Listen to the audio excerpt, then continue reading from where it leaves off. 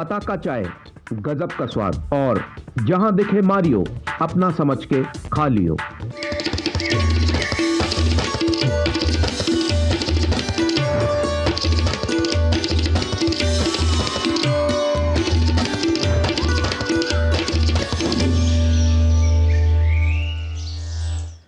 नमस्कार। एक और नई सुबह की शुरुआत के साथ हम हाजिर हैं नए तेवर और नए कलेवर के साथ। नया सवेरा के एक और खास अंक को लेकर मैं हूं कृतिका और मेरे साथ है मेरी सहयोगी भावना। सुप्रभात कृतिका, धन्यवाद। अगले 1 घंटे में हम आपको दिखाएंगे देश और दुनिया की ताज़ा तरीन खबरें और जिन प्रमुख खबरों पर आज हमारी नजर रहेगी अगले 1 घंटे में नया सवेरा में, वो होगी प्रधानमंत्री की केरल और तमिलनाडु यात्रा।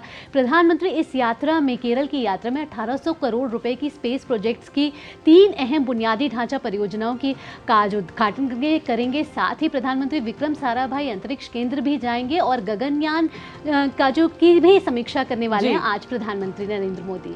बिल्कुल, और इसी के साथ में राज्यसभा चुनावों पर भी हमारी नजर रहेगी। आपको बता दें कि 3 राज्यों में राज्यसभा चुनावों के लिए आज वोटिंग होगी, जिसमें 15 सीटें हैं। हालांकि इससे पहले अगर देखा जाए तो 41 सीटों पर निर्विरोध प्रत्याशियों को चुना जा चुका है। जी हाँ कृतिका, इसी के साथ लैंड फॉर जॉब मामले में आज दिल्ली के राउज एवेन्यू कोर्ट में सुनवाई होने वाली है। और इसी के साथ अगर पश्चिम बंगाल की बात करें तो वहां पर संदेश खाली में भारतीय जनता पार्टी और साथ ही कुछ महिलाएं जो है वो विरोध प्रदर्शन करती हुई टीएमसी के खिलाफ नजर आने वाली है। जी हाँ, नया सवेरा में इसके साथ होगी खेल, कारोबार, फिल्म जगत से खबरें भी। शुरुआत करते हैं नया सवेरा की सुबह की सुर्खियों के साथ।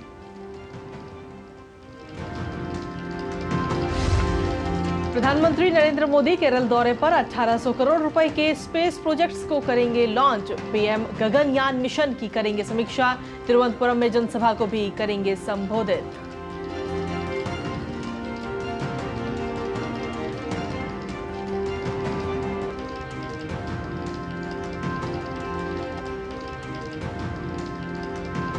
केरल दौरे के बाद प्रधानमंत्री मोदी आज जाएंगे तमिलनाडु। तिरुपुर में विशाल जनसभा को करेंगे संबोधित। मदुरै में डिजिटल मोबिलिटी पहल से संबंधित कार्यक्रम में लेंगे भाग।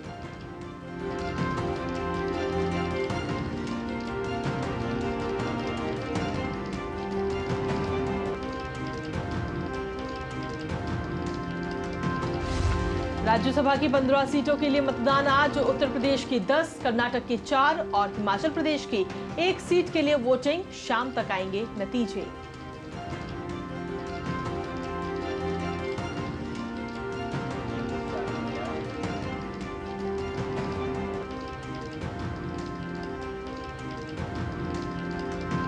भाजपा का कोलकाता में 3 दिवसीय धरना आज से। पार्टी की पश्चिम बंगाल इकाई के साथ संदेश खाली की महिलाएं भी धरने में होंगी शामिल।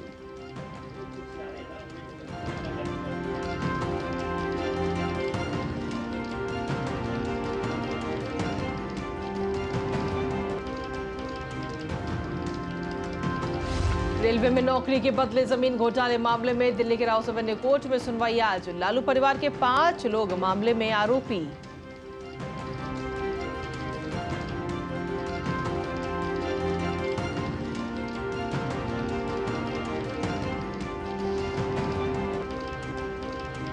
अंतर्राष्ट्रीय खबरों में स्वीडन के नाटो में शामिल होने का रास्ता साफ। हंगरी की संसद ने स्वीडन के शामिल होने पर लगाई मोहर।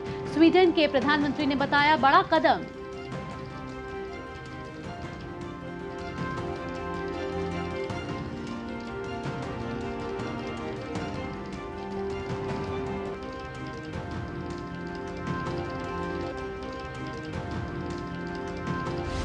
और अमेरिकी राष्ट्रपति चुनाव की दौर में अब सबकी नजर मिशिगन प्राइमरी पर। ट्रंप से साउथ कैरोलिना में हार के बाद निक्की हेली अभी भी मुकाबले में डटी।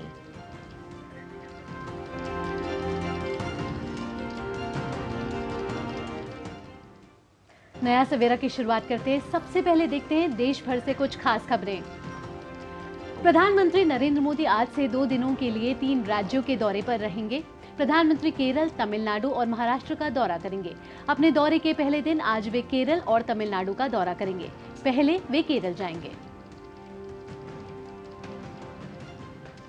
प्रधानमंत्री नरेंद्र मोदी केरल के तिरुवनंतपुरम में विक्रम साराभाई अंतरिक्ष केंद्र का दौरा करेंगे।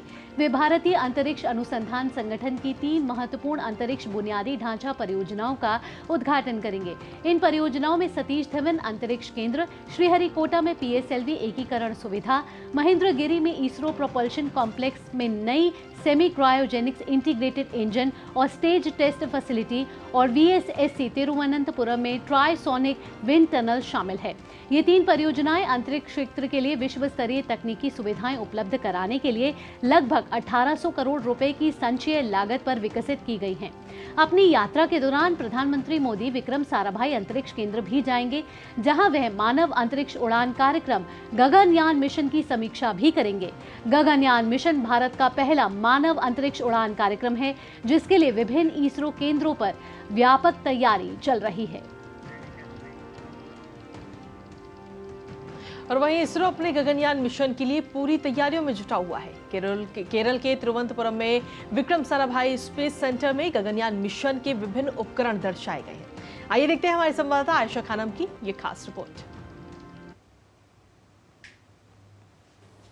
भारत का सबसे बड़ा अब तक का अंतरिक्ष मिशन गगनयान, और गगनयान की तैयारी पूरी हो चुकी है। और गगनयान की जो फैसिलिटी है जहां पर गगनयान को इंटीग्रेट किया गया है, वो विक्रम साराभाई स्पेस सेंटर तिरुवनंतपुरम में मौजूद है। यहाँ पर हम देख सकते हैं ये विशाल इंटीग्रेशन असेंबली का जो हॉल है, यहाँ पर एक एक पुर्जा जो गगनयान मिशन को बनाता है, जो गगनयान मिशन बनता है, वो लगभग तैयार है। और ये तमाम टेक्निकल चीजें, जो तमाम टेक्निकल सिस्टम्स हैं गगनयान की, वो तैयार हैं। गगनयान की तैयारी को लेकर इसरो इसलिए उत्साहित है क्योंकि इसरो का ये CE-20 क्रायोजेनिक इंजन सफल रहा इसके कई टेस्ट पे, और ये इंजन जो है अब गगनयान को ह्यूमन रेटेड रॉकेट बनाता है। यानी जो रॉकेट GSLV Mark 3 रॉकेट होगा वो ह्यूमन रेटेड है, यानी एस्ट्रोनॉट्स जब जाएंगे इस मिशन में तो उनकी सुरक्षा के लिए ये C-20 इंजन जो है अपने तमाम टेस्ट से गुजर चुका है और अब ये ह्यूमन रेटेड रॉकेट के लिए तैयार है। ये है गगनयान का खास सिस्टम यानी सर्विस मॉड्यूल, और इसी सर्विस मॉड्यूल में एस्ट्रोनॉट्स रहेंगे। भारतीय एस्ट्रोनॉट्स जो ट्रेनिंग ले रहे हैं अभी इस समय गगनयान में जाने के लिए, और ये एस्ट्रोनॉट्स इस सर्विस मॉड्यूल में ट्रैवल करेंगे। इस सर्विस मॉड्यूल में उनके लिए तैयारी की गई है। और दिलचस्प, सबसे ज्यादा दिलचस्प है कि ये ड्रोग टेस्ट के जो यहाँ पर सिस्टम्स रखे गए हैं, गगनयान बेस्ड डिसेलरेशन सिस्टम इसे कहा जाता है, ड्रोग पैराशूट डिप्लॉयमेंट इसको कहते हैं। और ये जो खास तौर पर ड्रोग पैराशूट रिलीज है, इसको टच डाउन करने के लिए मेन पैराशूट जब रिलीज होगा तब ये जो मॉड्यूल है, जो क्रू मॉड्यूल है, ये आसमान से यानी अंतरिक्ष से समंदर में उतरेगा। और जब ये समंदर में उतरेगा तो ये जो क्रू मॉड्यूल है, इसके अंदर जाने वाले एस्ट्रोनॉट्स को सुरक्षित तरीके से धरती पर वापस लाएगा। और मिशन गगनयान के बाद इसरो वैज्ञानिकों के लिए अगला मिशन होगा भारतीय अंतर्राष्ट्रीय अंतरिक्ष स्पेस स्टेशन, जिसकी तैयारियां भी इसी सेंटर में शुरू हो चुकी हैं।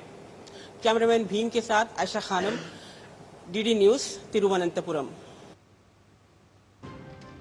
भारतीय अंतरिक्ष अनुसंधान संगठन के अध्यक्ष एस सोमनाथ ने कहा है कि ये हमारे लिए सम्मान की बात है कि प्रधानमंत्री नरेंद्र मोदी गगनयान की प्रगति का खुद अवलोकन करने के लिए इसरो के विक्रम साराभाई केंद्र पधार रहे हैं। प्रधानमंत्री मोदी इसरो में 3 महत्वपूर्ण सुविधाओं को राष्ट्र के नाम समर्पित करेंगे। Happy occasion for all of us when our Honorable Prime Minister Sri Narendra Modi ji is visiting Vikram Sarabhai Space Center, one of the center of ISRO, for review of the progress of Gaganyaan, as well as to see in person all the work that you have done in the last few years for the speeding up the Gaganyaan program. And he is also meeting the astronaut designates, and more importantly he is also dedicating 3 important high value facilities to the nation in the space sector. The first one being the PSLV integration facilities at Satish Dhawan Space Center Sriharikota, which is primarily built for increasing the launch frequency of PSLV and also make it accessible for private people when they build the PSLV. The second facility is at ISRO Propulsion Complex Mahendragiri for supporting the development of the semi-cryogenic engine and stage, for making the rockets more powerful, put more payload in space. So that facility is also being dedicated. The third is the trisonic wind tunnel, which is being commissioned at the Vikramas Sarabhai Space Center for testing rockets and fighter aircrafts for the aerodynamic characterization when they go through the speeds much higher than the speed of sound. So to measure that using models, we can actually test them. और इसी पर ताज़ा update लेने के लिए तिरुवनंतपुरम हम सीधा चलते हैं, जहां पर हमारी सहयोगी आयशा खानम इस वक्त मौजूद है। आयशा, सुप्रभात आपको। और देखिए, प्रधानमंत्री नरेंद्र मोदी के आगमन को लेकर सभी काफ़ी उत्साहित तो हैं ही, लेकिन साइंटिस्ट की अगर बात करें तो वो भी काफ़ी उत्साहित है और इंतज़ार कर रहे हैं। जी बिल्कुल, हमेशा की तरह प्रधानमंत्री नरेंद्र मोदी जो भी अंतरिक्ष से जुड़े मिशन होते हैं उन्हें सबसे आगे से लीड करते हैं। तो गगनयान के लिए भी प्रधानमंत्री नरेंद्र मोदी शुरू से गगनयान की एक लीडरशिप उन्होंने दर्शाई है और हमेशा से वैज्ञानिकों का साथ दिया है, स्पेस साइंटिस्ट का साथ दिया है, इसरो का साथ दिया है। लेकिन आज इन तमाम प्रोजेक्ट्स के साथ साथ खास बात, बहुत ही दिलचस्प बात ये रहेगी कि आज प्रधानमंत्री नरेंद्र मोदी गगनयान में जाने वाले यात्री यानी जो एस्ट्रोनॉट्स हैं जिन्होंने अभी तक ट्रेनिंग पूरी की है उन्हें देश के सामने पेश करेंगे। देखिए, ये सबसे बड़ा सस्पेंस था कि गगनयान में कौन जा रहा है, क्योंकि 2 एस्ट्रोनॉट जाने की बात कही जा रही है। हालांकि 4 एस्ट्रोनॉट की ट्रेनिंग रशिया में पूरी हो चुकी है और ये बेंगलोर में लगातार अपनी ट्रेनिंग कर रहे हैं। तो आज प्रधानमंत्री नरेंद्र मोदी इन एस्ट्रोनॉट्स को भारत के सामने, विश्व के सामने लाएंगे और बताएंगे कि ये वो भारतीय हैं जो इनमें से 4 वो एस्ट्रोनॉट्स हैं जिनमें से 2 गगनयान के लिए सेलेक्ट होंगे। ये बहुत ही बड़ा दिन, बहुत ही ऐतिहासिक दिन होगा। और दिलचस्प ये भी है कि क्या इन चारों में एक महिला एस्ट्रोनॉट भी होगी, क्योंकि प्रधानमंत्री शुरू से ये कह रहे हैं कि एक महिला देश की बेटी को अंतरिक्ष में भेजा जाना चाहिए। तो ये भी एक दिलचस्प बात है। और प्रधानमंत्री इन एस्ट्रोनॉट्स को जो अभी तक ट्रेनिंग हासिल कर चुके हैं उन्हें विंग्स प्रदान करेंगी। ये एक बैच होगा जिसके जरिए उन्हें इस ट्रेनिंग की तैयारी होने के बाद उनका सम्मान होता है। तो ये विंग्स उन्हें प्रदान करेंगे। तो ये बहुत ही बड़ी बात है। और फिर प्रधानमंत्री नरेंद्र मोदी गगनयान की जो इंटीग्रेशन फैसिलिटी है, जहां पर गगनयान बन रहा है, जहां पर ये पूरी रॉकेट के साथ एक एक पुर्जा जुड़ रहा है, इस फैसिलिटी में प्रधानमंत्री नरेंद्र मोदी जाएंगे और इसका पूरा जायजा लेंगे। देखिए, बहुत ही खास है आज का दिन इसरो के लिए, क्योंकि प्रधानमंत्री नरेंद्र मोदी ने गगनयान मिशन को शुरू से एक पुश दिया है, एक मोटिवेशन दिया है और अब ये मिशन पूरी तरह से तैयार है। जैसा कि हाल ही में क्रायोजेनिक इंजन ने अपने तमाम टेस्ट पूरे कर लिए और ये रॉकेट जो लॉन्च व्हीकल मार्क 3 रॉकेट है, इसको ह्यूमन रेटेड करा दिया गया है। यानी ये अब सुरक्षित रॉकेट है जो मानव जो एस्ट्रोनॉट्स होंगे, भारतीय एस्ट्रोनॉट्स होंगे, उन्हें अंतरिक्ष में पहुंचाएंगे। जी, साथ ही आयशा 1800 करोड़ रुपए की 3 स्पेस से जुड़ी महत्वपूर्ण बुनियादी ढांचा परियोजनाएं हैं, उसका भी प्रधानमंत्री आज शिलान्यास और लोकार्पण करने वाले हैं।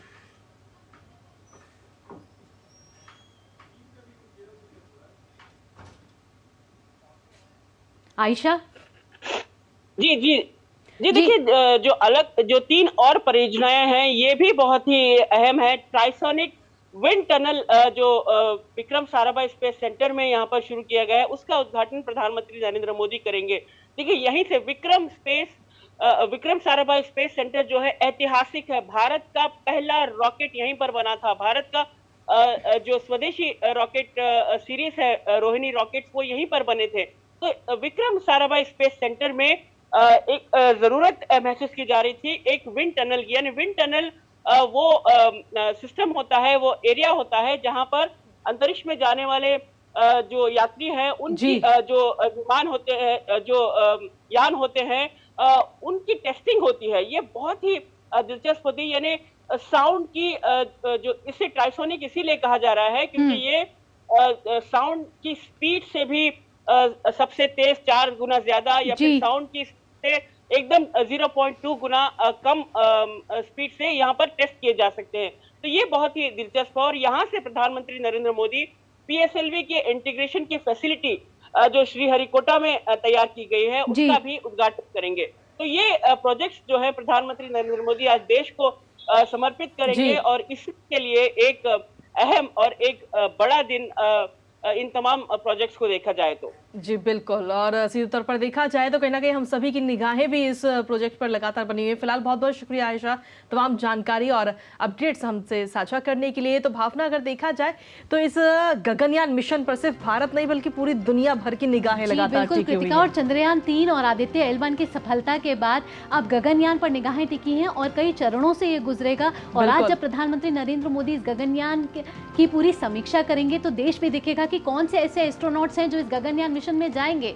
बिल्कुल, और इसके लिए थोड़े वक्त का ही और इंतजार हमें करना होगा, लेकिन साथ ही बुलेटिन में वक्त एक छोटे से ब्रेक का हो गया है। ब्रेक के बाद भी खबरों का सिलसिला लगातार जारी है। मैं क्या जी, सब जानते हैं, जहां दिखे मारियो अपना समझ के खा लियो। हो बिजनेस बढ़ाना, गुड़िया को पढ़ाना या मिसेस के साथ वेकेशन, लो मुथूट फाइनेंस गोल्ड लोन, भरोसा इंडिया का। मुथूट फाइनेंस भारत का नंबर 1 सबसे भरोसेमंद financial services brand. Gold loan के लिए अभी कॉल करें 1-800-313-1212।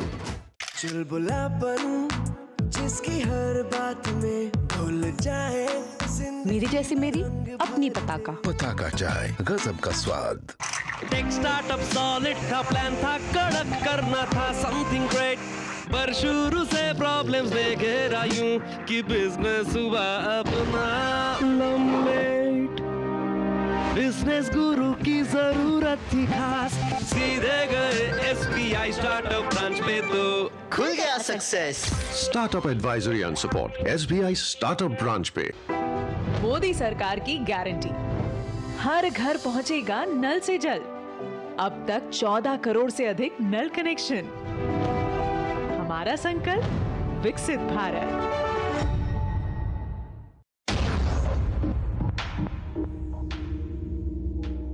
हरदम तैयार है,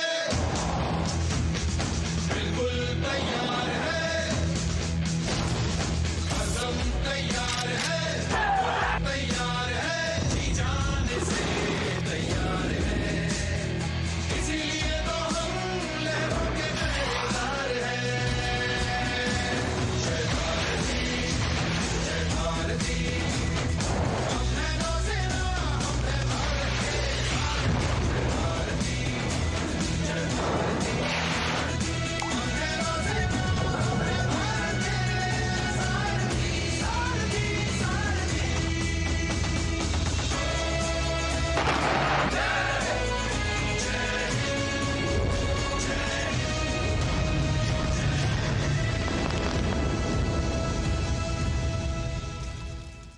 It's another 6. रिचार्ज, जल्दी रिचार्ज करा। ये क्या किया? मैच तो गया। पेमेंट कैसे करेंगे? टोकनाइज कार्ड से। टोकन? हाँ, ऑनलाइन पेमेंट के लिए RBI लाए हैं टोकनाइजेशन। एक बार कार्ड डिटेल्स, OTP, CVV डालकर टोकन जनरेट कीजिए। कार्ड भी सुरक्षित और बार बार डिटेल्स भरने की नो झंझट। वही सुविधा अधिक सुरक्षित। ऑलराउंडर वो की मैं। RBI कहता है कि जानकार बनिए, सतर्क रहिए।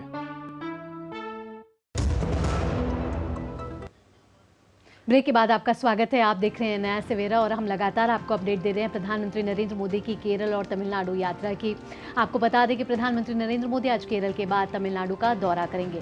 प्रधानमंत्री मदुरै में भविष्य का निर्माण, ऑटोमेटिव MSME उद्यमियों के लिए डिजिटल गतिशीलता कार्यक्रम में भाग लेंगे और ऑटोमेटिव क्षेत्र में काम करने वाले हजारों सूक्ष्म, लघु और मध्यम उद्यमों MSME उद्यमियों को संबोधित करेंगे। प्रधानमंत्री भारतीय ऑटोमेटिव उद्योग से जुड़े MSME को मदद और उत्थान के लिए डिजाइन की गई 2 प्रमुख पहलों की भी शुरुआत करेंगे।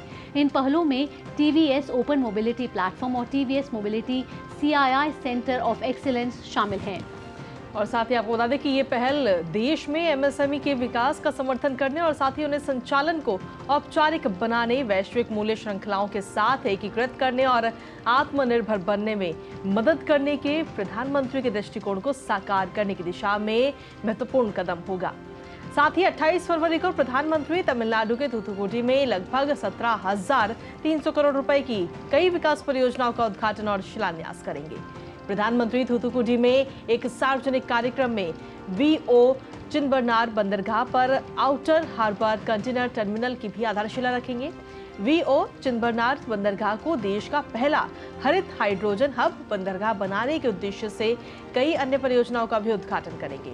वहीं प्रधानमंत्री हरित नौका पहल के तहत भारत के पहले स्वदेशी हरित हाइड्रोजन ईंधन सेल अंतर्देशीय जलमार्ग जहाज का भी आज वहीं शुभारंभ करेंगे। साथ ही इस जहाज का निर्माण कोचीन शिपयार्ड में हुआ है। प्रधानमंत्री तमिलनाडु में लगभग 4,586 करोड़ रुपए की कुल लागत से विकसित 4 सड़क परियोजनाओं को भी आज राष्ट्र को समर्पित करेंगे।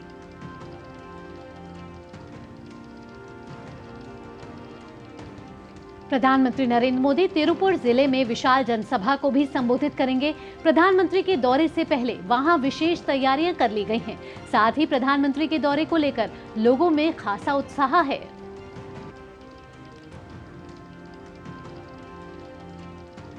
वहीं प्रधानमंत्री नरेंद्र मोदी के तमिलनाडु दौरे पर राज्य भाजपा महासचिव ने कहा कि लोगों में काफी उत्साह है। साथ ही उन्होंने कहा कि प्रधानमंत्री के दौरे में तमिलनाडु की राजनीतिक स्थिति में भी बदलाव आएगा। ऐसा लग रहा है कि जैसे कि तमिलनाडु में 100 दिवाली जैसा मनाएंगे ना, उस तरह के माहौल है। हमारा दिल खोल के हम कह रहे हैं कि इतना माहौल हमने जिंदगी में कहीं नहीं देखा। तो ऐसा हमने ऐसा त्योहार जैसा हम मना रहे हैं। मैं सिर्फ अकेला मैं नहीं, पूरा ये तमिलनाडु का हर एक जन त्योहार जैसे मना रहे हैं। बहुत खुश लग रहे हैं हम सब के दिल में। और जैसे आप देख रहे हैं कि इतने लाखों संख्या में हमने चार्ज डाले हैं। उम्मीद है कि लगभग 15 लाख लोगों का अभी उतना उम्मीद है। और इसके बाद जो तमिलनाडु का पॉलिटिकल सिचुएशन जो बदलेगा, उसका बहुत इंतजार कर रहे हैं हम सब। नया सवेरा में आगे बढ़ते हैं और अब खबर पश्चिम बंगाल के संदेश खाली से जुड़ी हुई। महिलाओं के उत्पीड़न और उनकी जमीनों पर कब्जा करने को लेकर पश्चिम बंगाल का संदेश खाली लगातार सुर्खियों में बना हुआ है। संदेश खाली को लेकर ममता सरकार के लिए भाजपा लगातार हमलावर है। पार्टी का कोलकाता में आज से 3 दिवसीय धरना शुरू होगा। भाजपा की पश्चिम बंगाल इकाई के साथ संदेश खाली की महिलाएं भी धरने में शामिल होंगी। प्रदेश बीजेपी पहले दिन से ही संदेश खाली के मुद्दे पर सत्तारूढ़ तृणमूल कांग्रेस सरकार और मुख्यमंत्री ममता बनर्जी के खिलाफ आक्रामक मुद्रा में है। इस महीने इलाके में तृणमूल कांग्रेस नेताओं की तिकड़ी यानी कि शाहजहां शेख, शिव प्रसाद हाजरा और उत्तम सरदार के अत्याचारों और यौन उत्पीड़न के खिलाफ महिलाएं सड़क पर हैं। और खबरों का सिलसिला नया सवेरा में यूं ही लगातार जारी है, लेकिन इसी बीच वक्त एक छोटे से ब्रेक का हो गया है। आप बने रहिए हमारे साथ, जल्द हाजिर होते हैं। मैंने अपना एनपीएस अकाउंट ऑनलाइन ओपन कर दिया था। सीरियस सेविंग स्टार्ट की after I landed my first job eight 23। अपने कॉर्पोरेट में बस अपना एनपीएस नंबर दिया एंड इन्वेस्टिंग चालू। थोड़े ही दिन पहले मेरा जॉब बदल गया। मैं मुंबई से राजकोट आ गई, लेकिन मेरा NPS account same. I just transferred the same account to my new company.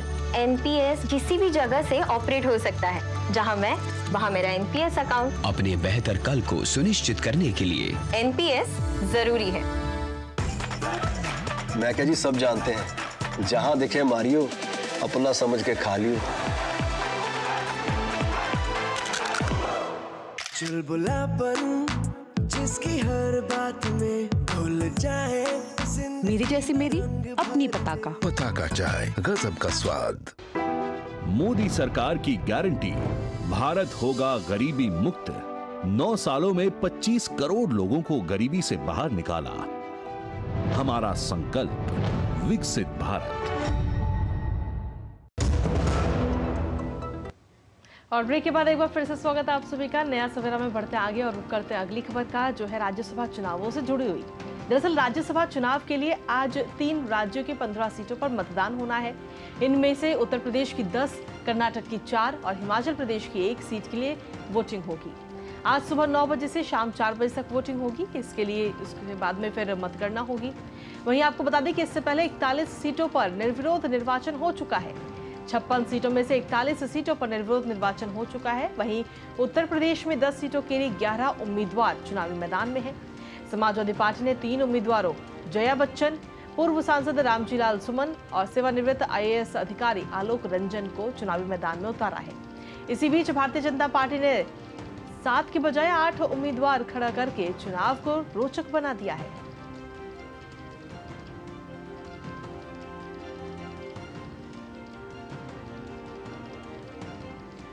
Himachal Pradesh में बीजेपी ने कांग्रेस के अभिषेक मनु सिंघवी के खिलाफ हर्ष महाजन को खड़ा करके चुनाव को रोमांचक बना दिया है। हिमाचल प्रदेश विधानसभा में 67 सदस्य हैं। इसके मतलब है कि जीतने के लिए उम्मीदवार को कम से कम 35 प्रथम मतों की जरूरत होगी। राज्य में बीजेपी के पास 25 विधायक हैं, वहीं कांग्रेस के पास 40 विधायक हैं।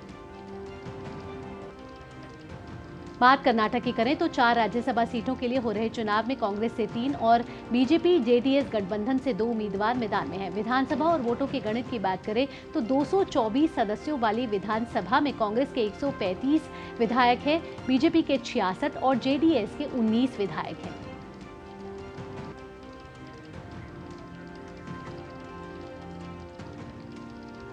तो राज्यसभा सीटों के लिए आज 3 राज्यों में मतदान होना है, उत्तर प्रदेश, कर्नाटक और हिमाचल। 15 सीटों पर यह चुनाव है। हमारे संवाददाता हमारे साथ जुड़ चुके हैं। आशुतोष जुड़ चुके हैं लखनऊ से, हेमा जुड़ चुके हैं शिमला से और ऋषि जुड़ चुके हैं दिल्ली से। आप तीनों को सुप्रभात। सबसे पहले आशुतोष के पास आना चाहेंगे। आशुतोष, उत्तर प्रदेश का जो आज राज्यसभा में जो मतगणना होनी है बेहद ही रोमांचक है। 10 सीटें, 11 उम्मीदवार, एक सीट के लिए पेच फंस रहा है। बिल्कुल जैसा आप कह रही हैं कि वास्तव में उत्तर प्रदेश की जो आज राज्यसभा का चुनाव होगा, कहीं न कहीं ये 2024 में राजनीतिक दलों की अपनी ताकत को परखने का भी एक इम्तहान है। खासतौर पर अगर हम कहें तो मुख्य विपक्षी दल समाजवादी पार्टी और भारतीय जनता पार्टी 403 विधानसभा सदस्यों की इस विधानसभा में 299 सदस्य हैं, जिनमें से 252 जो है भारतीय जनता पार्टी के हैं, 108 जो है समाजवादी पार्टी के हैं। अन्य दलों में राष्ट्रीय लोक दल है 9 पार्टी, निषाद पार्टी 6, सुभाषपा 6, कांग्रेस 2, जनता दल लोकतांत्रिक के 2 और बीएसपी का 1 विधायक यहाँ पर है। जिस तरीके से जो एनडीए का घटक दल है कल जो है उसके पक्ष में जिस तरीके से चाहे जनसत्ता दल हो, चाहे अपना दल हो या जयंत चौधरी की पार्टी हो, सबने जो है अपना समर्थन उसके लिए व्यक्त किया है। यहाँ पर 37 मतों की जरूरत होगी प्रथम वरीयता के जीत के लिए। जब 10 से 11 प्रत्याशी 11 प्रत्याशी हो गए हैं, 1 प्रत्याशी समाजवादी पार्टी ने ज्यादा उतारा है, 1 प्रत्याशी जो है भारतीय जनता पार्टी ने ज्यादा उतारा है। कल से शाम से लगातार सियासी गलियारे में डिनर पार्टियां चलती रही है और इसके साथ ही विधायकों को किन प्रत्याशियों को वोट देना है वो अलर्ट किए जाते रहे हैं। और लेकिन उस सब के बीच में जो है समाजवादी पार्टी की जब विधायक दल की बैठक होती है तो 6 विधायक वहां पे अनुपस्थित पाए जाते हैं। तो लगभग आधा दर्जन प्रत्याशी जो विधायक अगर अनुपस्थित थे उसको लेकर के भी तमाम प्रयास लगाए जा रहे हैं। लेकिन अब आज वो किस रूप में सामने आता है ये मतदान होने के बाद और मतगणना होने के बाद दिखाई देगा। क्रॉस वोटिंग की संभावनाएं उत्तर प्रदेश में सबसे ज्यादा दिखाई दे रही हैं और ये निश्चित रूप से शाम को ही स्पष्ट हो पाएगा कि कहां कितनी क्रॉस वोटिंग हुई है और किस तरीके से मतदान हुआ है। जिस तरीके से भारतीय जनता पार्टी ने अपने 8वें उम्मीदवार को उतारा, 7 उम्मीदवार उसके आसानी से जीत सकते थे, 8वां उम्मीदवार उतारा, समाजवादी पार्टी ने भी अपना 3रा उम्मीदवार उतारा। तो इन सब को लेकर के समीकरण जो घटक दल हैं, घटक दलों की विश्वसनीयता और खासतौर पर राजनीतिक तौर पर जो 2024 की आम चुनाव की लड़ाई है उसके लिए एक तैयारी के रूप में अगर देखा जाए, एक जो गठबंधन बन रहे हैं, चाहे इंडी हो चाहे एनडीए हो, उन गठबंधनों के साथ कौन खड़ा है इस चीज को भी देखने की बात होगी। जी ठीक है आशुतोष, हमारे साथ में इस वक्त हेमा भी बनी हुई है शिमला से। हेमा, अगर देखा जाए तो हिमाचल प्रदेश की सिर्फ एक ही सीट है जिस पर आज मतदान होना है और शाम तक नतीजे भी आएंगे, तो नंबर गेम क्या कुछ कह रहे हैं इस वक्त वहां पे?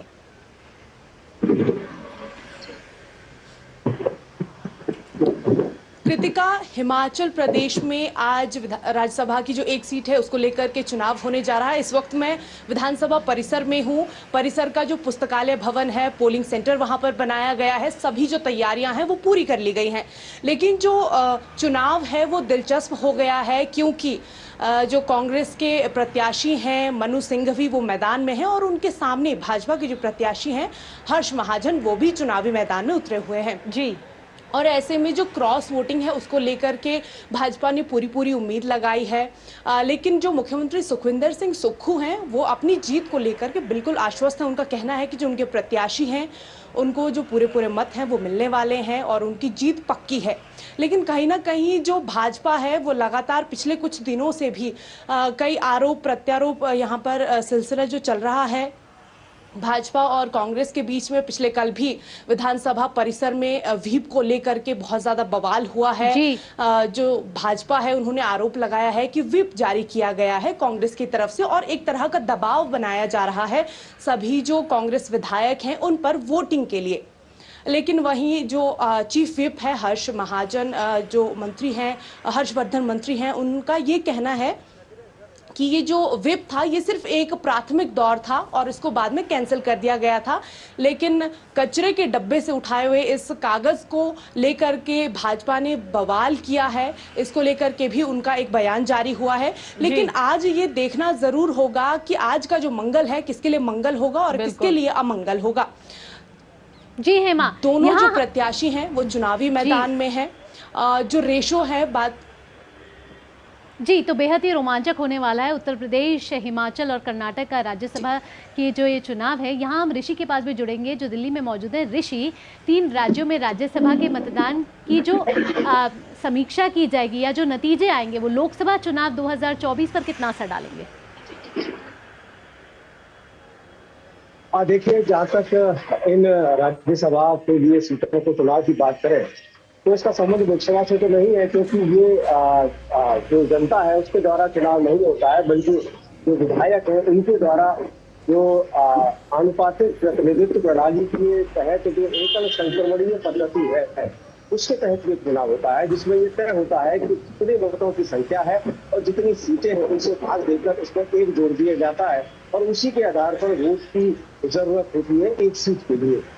लेकिन इसको इतना जरूर कह सकते हैं कि अगर लोकसभा चुनाव के तौर पर अगर इसे जोड़ा जाए तो इसमें, क्योंकि हम जानते हैं कि जो मतदान है उस पर किसी भी तरीके का पार्टी का नियंत्रण नहीं होता है और ऐसे में अगर क्रॉस वोटिंग हो जाती है और क्रॉस वोटिंग के तहत अब जैसे हम देखें तो भारतीय जनता पार्टी ने इन सभी जगहों पर जहां पर 3 राज्यों में चुनाव होने जा रहे हैं, हम जानते हैं 56 में से 41 पहले ही चुन लिए गए उम्मीदवार, यानी कि वहां पर मतदान की जरूरत नहीं पड़ती। मतदान की जरूरत वही पड़ती है जहां एक से अधिक उम्मीदवार हो जाते हैं और ऐसे एकल संक्रमणीय पद्धति है उसमें जो वोटों का जो मूल्य है उसके आधार पर अगले उम्मीदवार को तय किया जाता है। तो अगर क्रॉस वोटिंग होती है तो क्रॉस वोटिंग में एक परसेप्शन जो होता है उसको किसी भी पार्टी को बनाने में सहूलियत हो जाती है कि अगर उस विरोधी पार्टी के विधायक अगर उसी के साथ नहीं है तो ऐसे में जनता में संदेश देने में कई बार ऐसा होता है कि पार्टियां सफल हो जाती है। लेकिन निश्चित तौर से जो चुनाव है खासतौर से यूपी का जो चुनाव है एक सीट के लिए बहुत ही दिलचस्प हो चुका है और यहाँ पर हम देख रहे हैं लगातार जो सियासी गहमागहमी है वो लगी हुई है। एक तरफ अखिलेश यादव है और एक तरफ बीजेपी है, दोनों ने ही इसे अस्मिता का सवाल बनाकर एक बड़ी लड़ाई के तौर पर इसको लड़ रहे हैं। जी चलिए, बहुत बहुत शुक्रिया आप तीनों का। आशुतोष आपका भी बहुत बहुत शुक्रिया, हेमा आपका भी शुक्रिया और साथ ही ऋषि आपका भी बहुत बहुत शुक्रिया। तो जिस तरीके से अगर देखा जाए तो राज्यसभा चुनावों के लिए वोटिंग अब से कुछ ही देर में भावना शुरू होगी और काफी दिलचस्प ये वोटिंग रहने वाली है। जहां हमने देखा कि उत्तर प्रदेश में 10 सीटों पर चुनाव है लेकिन 11 उम्मीदवार हैं। वहीं हिमाचल में भी 2 सीटों पर चुनाव, एक सीट पर चुनाव होने पे और 2 उम्मीदवार जो हैं वो खड़े हुए हैं। आइए बढ़ते आगे। लद्दाख में सीमा गतिरोध के कारण भारत और चीन के बीच लंबे समय से तनाव जारी है। इस पर विदेश मंत्री डॉक्टर एस जयशंकर ने कहा है कि चीन ने समझौतों का उल्लंघन कर सैनिकों की संख्या बढ़ाई है। मामलापुरम और वुहान में दोनों देशों के शीर्ष नेतृत्व के बीच हुई बातचीत का हवाला देते हुए उन्होंने कहा कि भारत ने कूटनीति के माध्यम से संबंधों में संतुलन बनाए रखने की कोशिश की, लेकिन निर्धारित मानदंडों के उल्लंघन में 2020 में वास्तविक नियंत्रण रेखा पर चीन के सैन्य निर्माण के बाद संबंधों में एक अलग मोड़ आ गया। हमें भी सीमा पर बड़ी संख्या में अपने सैनिकों को तैनात करना पड़ा है। डॉक्टर एस जयशंकर ने साथ ही कहा कि भारत और चीन उभर रहे हैं और इस प्रक्रिया में दोनों देश विश्व व्यवस्था को बदल रहे हैं। और चलिए खबरों में आगे बढ़ते हैं, जहां अगली खबर का रुख करते हैं। केंद्र सरकार ने पिछले 5 वर्षों में केंद्रीय सशस्त्र पुलिस बलों में 2.43 लाख से ज्यादा युवाओं की भर्ती की है। गृह मंत्री अमित शाह की अध्यक्षता में दमन में आयोजित गृह मंत्रालय की संसदीय सलाहकार समिति की बैठक में ये जानकारी दी गई। समिति के सदस्यों को ये भी बताया गया कि पिछले 10 वर्षों के दौरान सीएपीएफ में 54 बटालियन गठित की गई है। गृह मंत्री ने कहा कि प्रधानमंत्री मोदी के नेतृत्व में गृह मंत्रालय ने निर्णय लिया है कि 2024 में सीएपीएफ के लिए कांस्टेबल परीक्षा हिंदी और अंग्रेजी के अलावा 13 क्षेत्रीय भाषाओं में भी आयोजित की जाएंगी। वहीं आपको बता दें कि पिछले एक वर्ष के दौरान रोजगार मेले के तहत लगभग 98,000 से ज्यादा उम्मीदवारों को नियुक्त किया गया है और लगभग 54,000 कर्मियों को सीएपीएफ में पदोन्नत भी किया गया है। पिछले 3 वर्षों के दौरान 3,560 एनसीसी प्रमाण पत्र धारकों ने भी इस योजना का सीधा तौर पर लाभ उठाया। बैठक के दौरान सीएपीएफ कर्मियों के कल्याण के लिए उठाए गए विभिन्न कदमों पर भी चर्चा की गई। यहाँ रुक रहे एक छोटे से ब्रेक के लिए। ब्रेक के बाद हमारा खास सेगमेंट होगा अखबारों की सुर्खियां। आप जुड़े रहिए नया सवेरा के साथ। मैं क्या जी, सब जानते हैं, जहां दिखे मारियो, अपना समझ के खा लियो। चुलबुलापन जिसकी हर बात में भूल जाए, मेरी जैसी मेरी अपनी पताका। पताका चाय, गजब का स्वाद। यारो, शादी तो मैं प्रीति से ही करूंगा। कॉलेज टॉप करके अच्छी सी नौकरी लूंगा, झट से प्रीति को प्रपोज कर दूंगा और फैमिली हॉलिडे स्पेन में। वाह यार, मैं तेरी प्लानिंग का बड़ा फैन। तू आज ही एसबीआई में अपना सेविंग्स अकाउंट ओपन कर ले और अपने स्पेन हॉलिडे की सेविंग शुरू कर। एसबीआई सेविंग्स अकाउंट के साथ पाइए सेफ, सिक्योर, कन्वीनियंट बैंकिंग और ग्रेट कस्टमर सर्विस। एसबीआई, देश का फैन। मुथूट फाइनेंस, भारत का नंबर 1 सबसे भरोसेमंद financial services brand. Gold loan के लिए अभी कॉल करें 1-800-313-1212।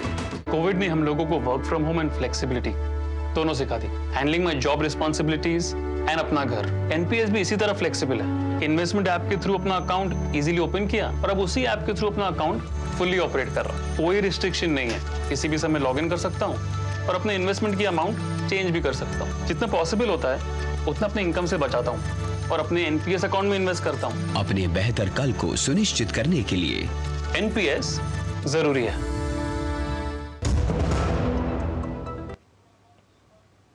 और ब्रेक के बाद एक बार फिर से स्वागत है आप सभी का नया सवेरा में। बढ़ते आगे और अब देखते हैं खबरें दुनिया भर की फटाफट अंदाज में।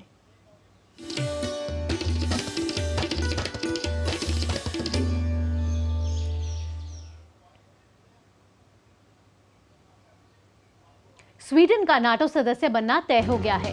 हंगरी की संसद ने स्वीडन की सदस्यता के पक्ष में मतदान किया। इसमें 18 महीने से स्वीडन के नाटो में शामिल होने की अनिश्चितता खत्म हो गई है। स्वीडन के प्रधानमंत्री उल्फ क्रिस्टरसन ने इसे बड़ा कदम बताया है।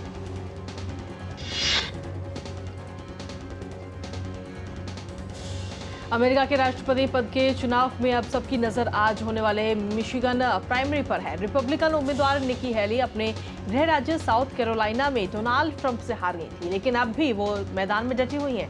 आज होने वाले मिशिगन प्राइमरी के मतदान से पहले निकी हेली के प्रचार अभियान दल ने कहा कि साउथ कैरोलिना की पूर्व गवर्नर ने केवल जमीनी स्तर के समर्थकों द्वारा 10 लाख अमेरिकी डॉलर जुटा लिए हैं। गजा को सहायता पहुंचाने के लिए अब तक का सबसे बड़ा एयर ड्रॉप ऑपरेशन जॉर्डन द्वारा चलाया जा रहा है। जॉर्डन की सेना ने ये जानकारी दी है। गजा की 2.3 मिलियन की ज्यादातर विस्थापित आबादी भूख के संकट स्तर का सामना कर रही है।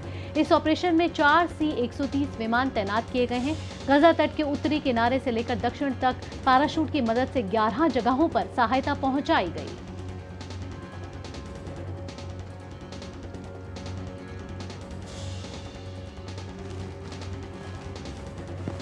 अमेरिका के विदेश मंत्री एंटनी ब्लिंकेन ने पोलैंड के विदेश मंत्री रेडोस्लाव सिकोर्स्की का वाशिंगटन में स्वागत किया। एंटनी ब्लिंकेन ने कहा कि स्वीडन के नाटो में शामिल होने से नाटो की मजबूती बढ़ गई है। ब्लिंकेन ने नाटो के भीतर पोलैंड की भी नेतृत्व की प्रशंसा की।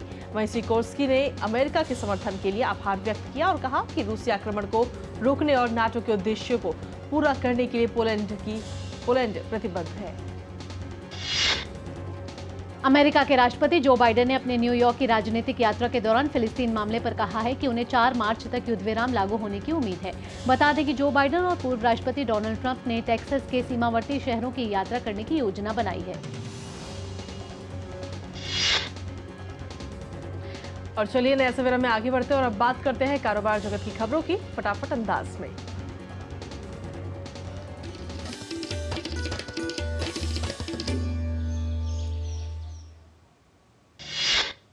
भारत ने विश्व व्यापार संगठन की अबू धाबी में शुरू हुई बैठक में पर्यावरण संरक्षण के नाम पर कुछ देशों के व्यापार संरक्षणवाद उपायों के बढ़ते इस्तेमाल पर गंभीर चिंता जताई है। आरबीआई ने कहा कि जमाकर्ता शिक्षा जागरूकता कोष योजना 2014 से संबंधित कुछ मानदंडों के उल्लंघन के लिए एसबीआई पर 2 करोड़ रुपए का जुर्माना लगाया गया है। भारतीय रिजर्व बैंक ने 2 सरकारी बैंकों एसबीआई और केनरा बैंक सहित प्राइवेट सेक्टर के सिटी यूनियन बैंक पर 3 करोड़ रुपए का मोटा जुर्माना लगाया है। केंद्रीय कपड़ा मंत्री पीयूष गोयल ने कपड़ा उद्योग के हितधारकों से व्यापक संभावनाओं वाले क्षेत्र के विकास के लिए एक लंबी रूपरेखा पर काम करने के लिए कहा। एयरलाइन कंपनी एयर इंडिया के आने वाले समय में अमेरिका के 3 शहरों सियाटल, लॉस एंजलिस और डलास के लिए डायरेक्ट फ्लाइट शुरू करने की योजना बनाई गई है। भारी संकट के बीच पेटीएम के संस्थापक विजय शेखर शर्मा ने पेटीएम पेमेंट्स बैंक लिमिटेड के अंशकालिक गैर कार्यकारी अध्यक्ष के रूप में अपना पद छोड़ा है। सरकार ने कहा है कि कोयला क्षेत्र माल एवं सेवा कर का जीएसटी, रॉयल्टी और अन्य शुल्क के माध्यम से केंद्र और राज्यों को हर साल 70,000 करोड़ रुपए से अधिक का योगदान। जर्मन ब्रोकरेज डॉयचे बैंक का कहना है कि भारत की रियल जीडीपी ग्रोथ अक्टूबर-दिसंबर तिमाही में उसके पहले के अनुमान से ज्यादा रह सकती है। और आइए अब नजर डाल देते हैं खेल जगत से जुड़ी खबरों पर।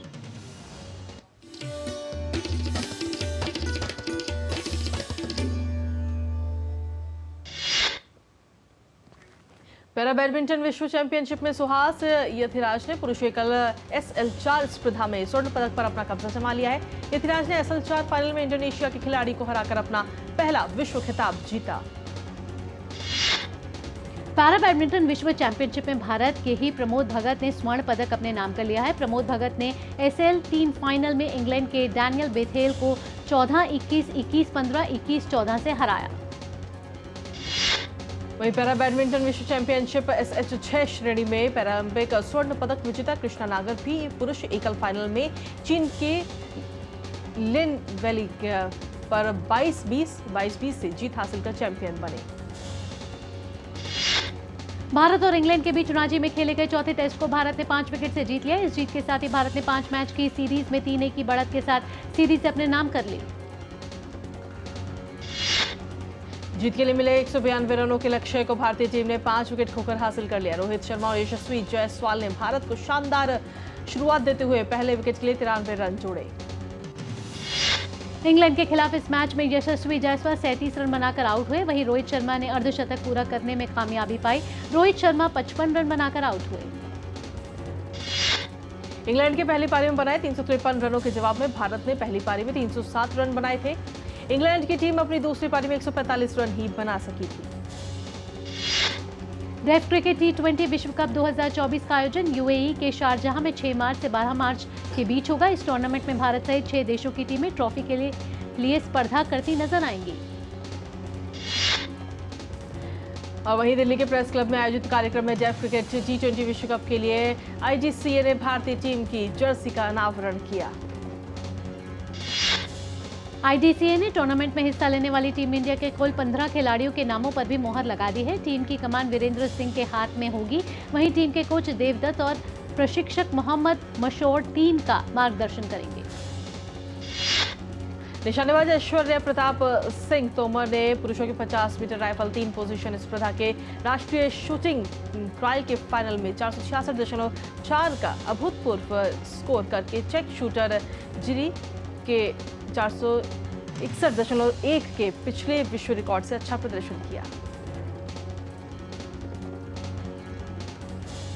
और अब खबरें फिल्म और ग्रामर वर्ड से फटाफट अंदाज में।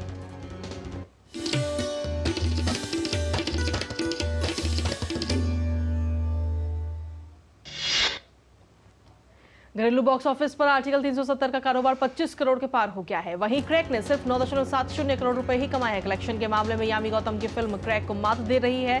फिल्म पर दर्शक अपना भरपूर प्यार लुटा रहे हैं।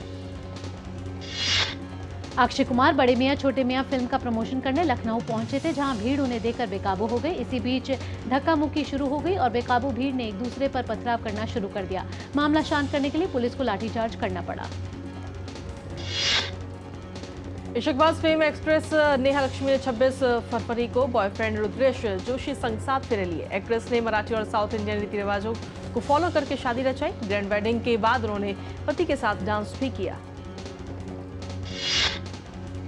शाहरुख खान 9 साल बाद जी सिने अवार्ड में परफॉर्म करने वाले हैं। 22वां जी सिने अवार्ड 10 मार्च 2024 को होने वाला है। शाहरुख के अलावा आलिया भट्ट, बॉबी देओल, आयुष्मान खुराना, मौनी रॉय भी परफॉर्म करती नजर आएंगे। किरण राव द्वारा निर्देशित most awaited Aamir Khan productions की फिल्म लापता लेडीज के प्रमोशन के दौरान आमिर खान की टी शर्ट ने सभी का ध्यान अपनी ओर खींचा, जिस पर लिखा था मोस्टली लापता। फिल्म 1 मार्च को रिलीज होगी। परिणीति चोपड़ा दिलजीत दोसांझ के चमकीला में पंजाब के रॉकस्टार अमर सिंह चमकीला की अनकही कहानी देखने को मिलेगी। दिलजीत और परिणीति पहली बार स्क्रीन शेयर करेंगे। फिल्म 12 अप्रैल को नेटफ्लिक्स पर स्ट्रीम होगी। और चलिए नया सवेरा में आगे बढ़ते हुए अब रुक करते हैं हमारे अगले सेगमेंट का और बात करते हैं खूबसूरत पहल की।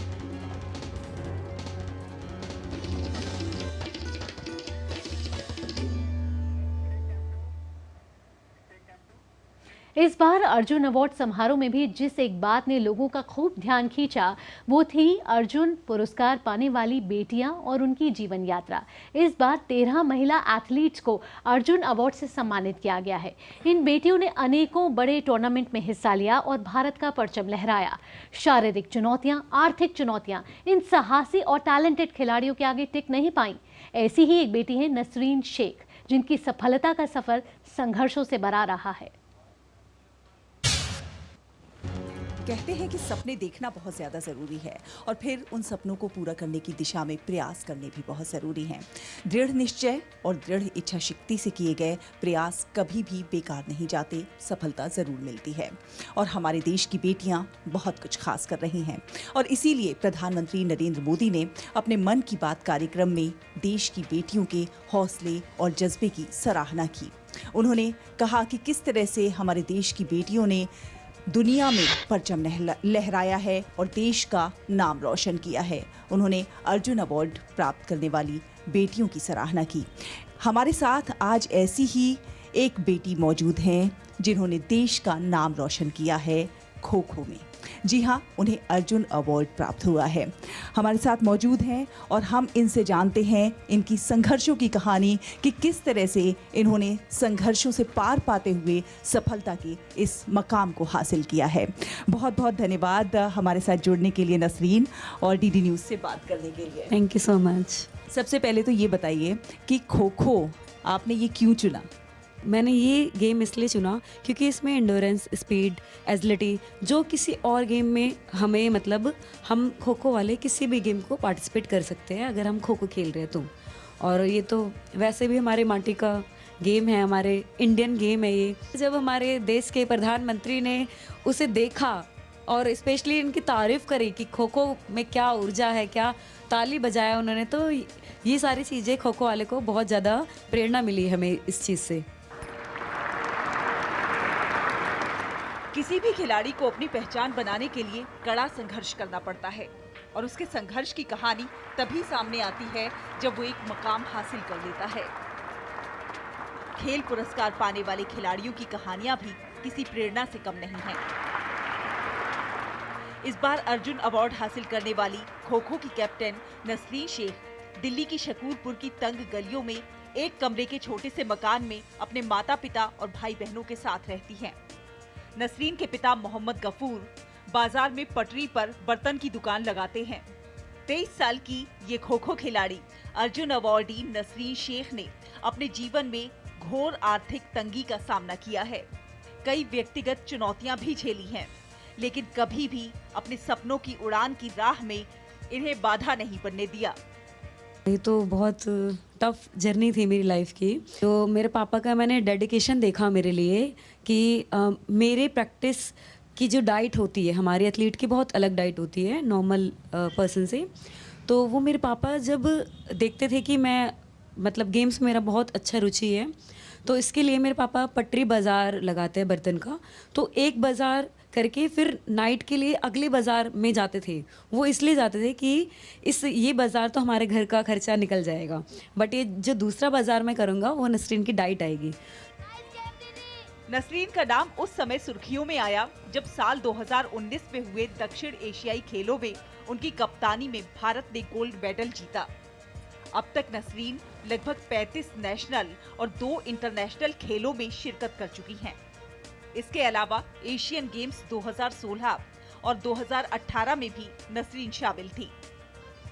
बहुत ही अच्छा लग रहा है, बहुत ही गर्व की बात है कि पूरे मतलब कि जग में जो कहते हैं ना, वो उजाला कर रखी है बेटी ने। नसरीन के हौसलों को परवाज देने में उनके पिता का भी बड़ा रोल है। बहुत गर्व की बात है कि एक पटरी बाजार वाले के बेटी इतनी बड़ी मुकाम पे पहुंचा है। अर्जुन अवार्ड लाना कोई मामूली बात नहीं। आस पड़ोस में मना करते थे, हमारे रिश्तेदार भी कुछ नाराज़गी रहता था, लेकिन हमने दुनिया की बातें नहीं सुनी। मैं सोचा कि अगर कमाने खाने से ही ज़िंदगी नहीं गुजरता, अगर देश के लिए कुछ ऐसा करो कि नाम हो। तो हमारी लड़की के अंदर लगन, एक जुनून था, थोड़ा हमने भी साथ दिया कि चलो हम तुम्हारे साथ हैं। नसरीन लड़कियों को खेल में बेहतर करने के लिए हमेशा जागरूक करने का प्रयास करती हैं, ताकि खेल को केवल मनोरंजन नहीं बल्कि करियर के रूप में देखा जाए। गुड न्यूज जज्बा इंडिया के लिए दिल्ली से शहला निगार की रिपोर्ट, डीडी न्यूज। और चलिए नए सवेरा में आगे बढ़ते हुए अब बात करते हैं सेहत की।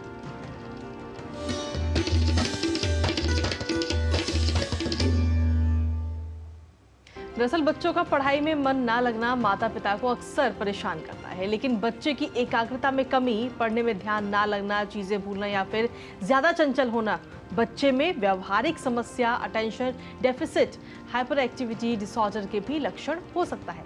इसकी पहचान करना भी बेहद जरूरी है। आइए आपको दिखाते हैं इसी पर आधारित ये report. Attention deficit hyper activity disorder यानी ADHD एक ऐसी समस्या है जिससे बच्चों का व्यवहार प्रभावित होता है। ADHD के लक्षण सामान्य से लेकर गंभीर हो सकते हैं और अतिरंजित हो सकते हैं। ऐसा होने पर बच्चों के वातावरण यानी घर और स्कूल में समस्या उत्पन्न हो सकती है। जो टॉडलर्स होते हैं, जो छोटे बच्चे होते हैं, स्कूल जाने से पहले सारे ही चंचल होते हैं, उथल पुथल कर रहे होते हैं, लेकिन ये जनरली हम डायग्नोज करते हैं 6-7 साल की उम्र के बाद, जिसके अंदर जो बच्चे को अटेंशन डेफिसिट मतलब वो अटेंशन किसी चीज़ में दे नहीं रहा, हाइपर एक्टिविटी मतलब ज़्यादा उसकी ज़्यादा चंचलता है, ये होता है अगर ये हमारे बच्चे के क्या है एनवायरनमेंट। 3 प्रकार के एनवायरनमेंट है, घर में है, स्कूल में है और घर और स्कूल के बाहर आसपास के पड़ोसी में और खेलने के एनवायरनमेंट है। अगर 2 एनवायरनमेंट में हो रहा है और ये लक्षण कुछ महीनों तक चल रहे हैं, 6 महीने से ऊपर, तभी हम उसके ऊपर कंसर्न करके हमारे को एक पीडियाट्रिक न्यूरोलॉजिस्ट को दिखाना चाहिए, जो बच्चे को देख के उसके बाद साइकोलॉजिस्ट को भी अगर दिखाना है तो दिखाते हैं। ADHD का कोई विशेष कारण स्पष्ट नहीं है, लेकिन कुछ कारक इसके खतरे को बढ़ाते हैं। आनुवंशिक कारक, न्यूरोट्रांसमीटर यानी मस्तिष्क के भीतर तंत्रिका आवेदों को प्रेषित करने वाले पदार्थों की असामान्यताएं, जन्म के समय वजन कम होना, सिर में चोट लगना, मस्तिष्क में संक्रमण, आयरन की कमी, obstructive sleep apnoea, lead exposure, गर्भावस्था के दौरान शराब या तंबाकू का सेवन करना, बचपन के दौरान हुई कोई दर्दनाक घटना, हिंसा, गलत व्यवहार या उपेक्षा, इन सभी से attention deficit hyper activity disorder होने की संभावना बढ़ जाती है। जो डायग्नोस्टिक क्राइटेरिया है वो DSM-5 को फुलफिल करना होता है और उसके बाद कॉर्नर्स के ऊपर स्कोरिंग करते हैं और वो कॉर्नर्स में हम क्वेश्चनियर पेरेंट्स से पूछते हैं और कुछ क्वेश्चनियर टीचर को भरवाने के लिए देते हैं। अक्सर माता पिता इस समस्या के लक्षणों को बच्चे की लापरवाही या शैतानी समझकर उसे नजरअंदाज कर देते हैं, जिसकी वजह से समस्या बढ़ सकती है और बच्चे को काफी मुश्किलें हो सकती हैं। आवश्यक है कि इन लक्षणों को पहचाना जाए। मोस्टली जो है ADHD जब होता है तो मोस्टली उनको काउंसलिंग और बिहेवियर थेरेपी से कंट्रोल में आ पाता है, ये बहुत ज़रूरी है। और अगर मैंने आपको बताया था 2 या 2 से ज़्यादा सराउंडिंग्स में अगर हो, कई बार क्या होता है माँ ज़्यादा झिड़क रही है तो माँ के पास ही वो हाइपर एक्टिव है, बाकी जगह सही है, कई बार टीचर से उसकी प्रॉब्लम है तो स्कूल में है, तो यानी 2 एनवायरनमेंट से ज़्यादा में है तभी है। और मोस्टली ये बिहेवियर इंटरवेंशन से सही होता है। जब नहीं हो पाता तो कुछ दवाइयाँ होती हैं जो कुछ टाइम के लिए दी जाती हैं, लेकिन वो डॉक्टर के प्रिस्क्रिप्शन पे ही देना है। ओवर द काउंटर कोई आप लोग दवाइयों को ट्राई नहीं करना है। बच्चे में एकाग्रता की कमी, अधिक गुस्सा आना या अधिक चंचलता होने पर इन लक्षणों को नजरअंदाज न करें, बल्कि एक विशेषज्ञ से संपर्क करें, क्योंकि ये बच्चे में व्यवहारिक समस्या का लक्षण हो सकता है। इस समस्या की सही पहचान और इलाज करने से बच्चे का जीवन सरल बन सकता है। किरण भारद्वाज, डीडी न्यूज। और नया सवेरा में अब बात कर लेते हैं मौसम की।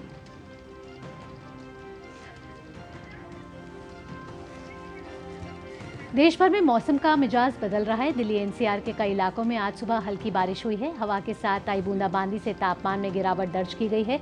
मौसम विभाग के अनुसार दिल्ली एनसीआर के अलावा पंजाब, हरियाणा, मध्य प्रदेश, बिहार, बंगाल समेत कई राज्यों में आज बारिश की उम्मीद है।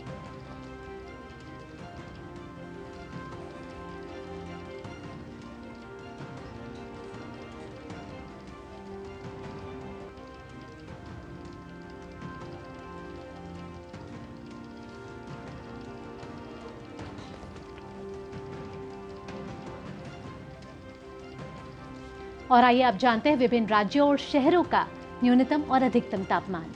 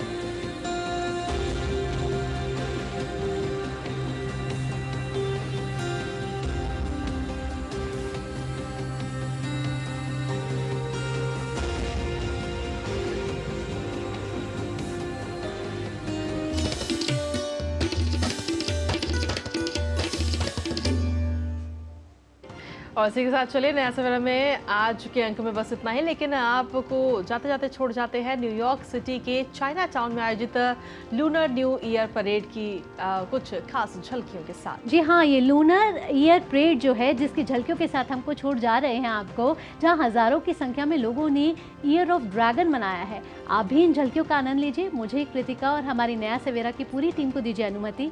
नमस्कार।